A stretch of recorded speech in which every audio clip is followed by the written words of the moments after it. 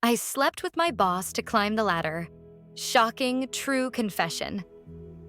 I never imagined my career would take such a twisted turn, but here I am, spilling the tea on how I slept my way to the top. This is my confession, a story of ambition, desperation, and regret. Buckle up because it's messy. It all started when I was 24, fresh out of college with a shiny degree in marketing. I landed my first real job at this mid-sized agency that I absolutely loved. The vibe was creative, the team was fun, and I was damn good at what I did. Crafting campaigns that actually converted, brainstorming ideas that wowed clients. But there was one massive red flag. My boss, a 43-year-old married guy named Mark. Not his real name, obviously. He was the ultimate office creep. You know the type. Always lingering a little too long in conversations, accidentally brushing against you in the hallway, and straight up eye-fucking every woman who walked by. It made my skin crawl, but I needed the job, so I kept my head down and focused on climbing the ladder the old-fashioned way. Hard work. Life outside the office wasn't glamorous, though. College had left me drowning in debt, tens of thousands in student loans that I could barely touch with my entry-level salary. On top of that, I was obsessed with the influencer lifestyle. Impulse buys on designer clothes, makeup hauls, and trendy gadgets had me living paycheck to paycheck. Rent was always late. Savings? Non-existent. Investments? Ha, what were those? I was one bad month away from disaster.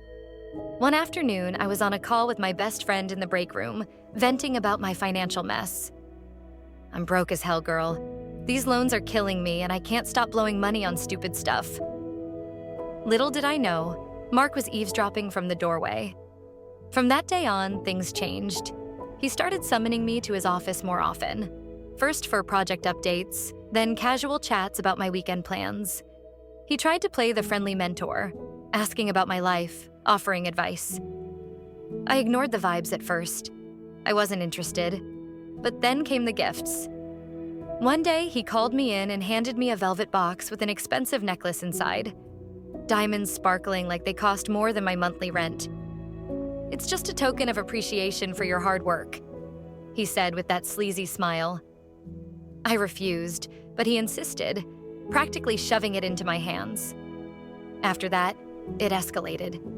Pretty dresses delivered to my desk, a lavish birthday surprise in the office with cake, balloons, and everyone singing, while his eyes were glued to me.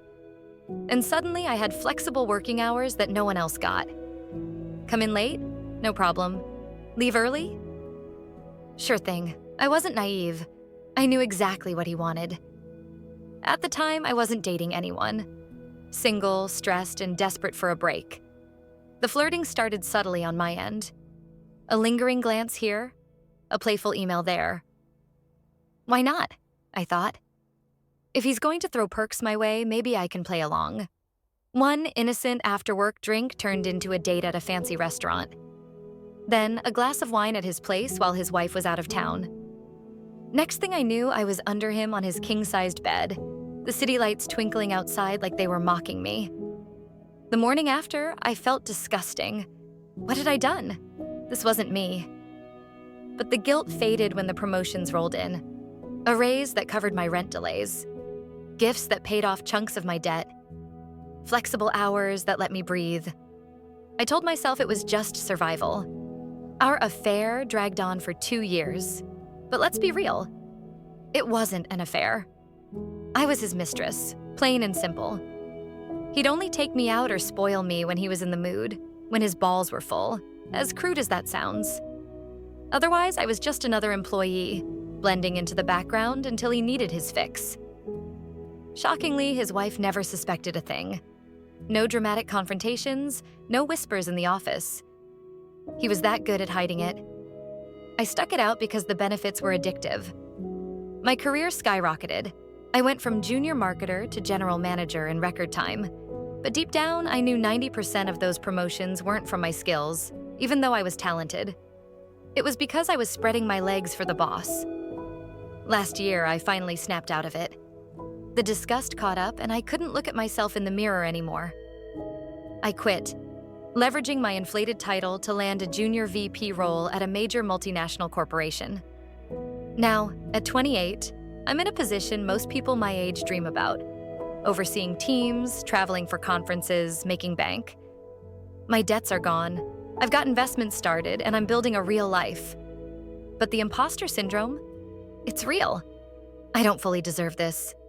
Sure, I'm good at my job now, but that foundation? It's built on secrets and shame.